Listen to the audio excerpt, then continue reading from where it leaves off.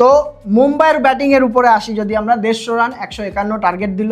Mumbai batting এ এসে Surya Kumar flop, Ryan Rickelton flop, Rohit Sharma flop, Hardik flop.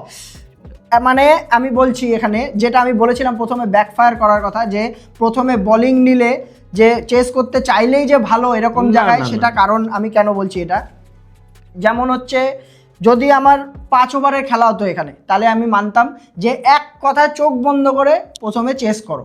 এখানে খেলাটা কিন্তু 11 ওভারে, রাজস্থান প্রথমে ব্যাটে আসলো, ওরা কিন্তু এখানে ওদের প্লাস পয়েন্ট কি, ওদের কোনো টার্গেট নেই, কিচ্ছু নেই হাতে, সেখানে ওরা পুরোপুরি ব্লাইন্ডলি একদম মেরে খেলবে, যত রান হবে হবে।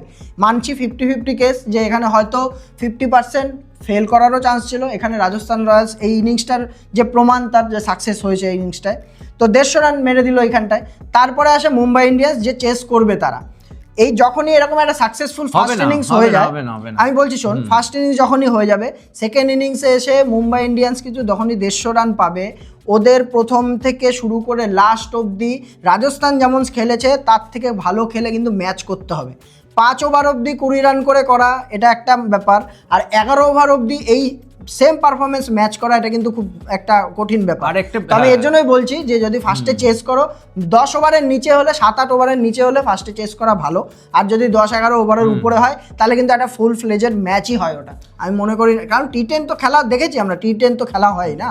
আর আরেকটা কি বলতো, আরেকটা বিষয় কি বলতো, দেখ একটা রানে কিন্তু এক্সপেকটেশন থাকে যে আমরা 11 ওভার খেলবো, অপোজিশনকে আমরা হয়তো 100 কি 90 কি 100 কি 120 এর মধ্যে আমরা ওদেরকে ঠেকাবো।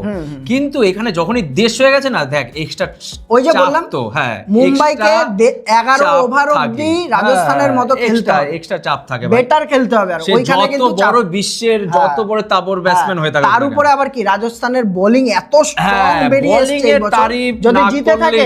আগের দিন তুষার দেশপান্ডে লাস্ট ওভার নিশ্চয়ই মনে আছে, আজকেও 2টো উইকেট আছে ওর নামে, প্লাস হচ্ছে জোফরা আর্চারের ওপেনিং স্পেল, আর আরেকটা বোলার যাকে আমি সবথেকে বেশি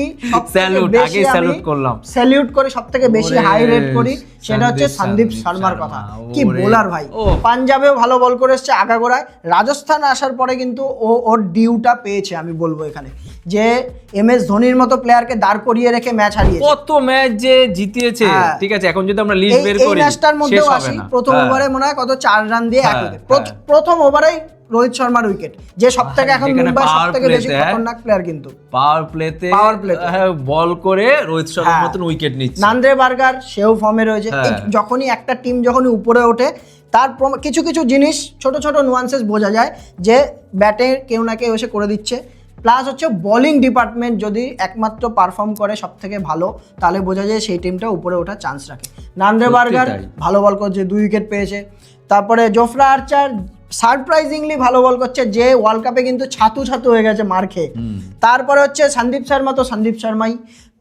তারপরে হচ্ছে রবি বিষ্ণয়ের কথা বলতে চাই এখানে আমি। রবি বিষ্ণয় কিন্তু এটা একটা সর্ট অফ কামব্যাক বলা যেতে পারে, হাইয়েস্ট উইকেট টেকার মনে হয়, পার্পল ক্যাপ হোল্ডার কিন্তু এখন।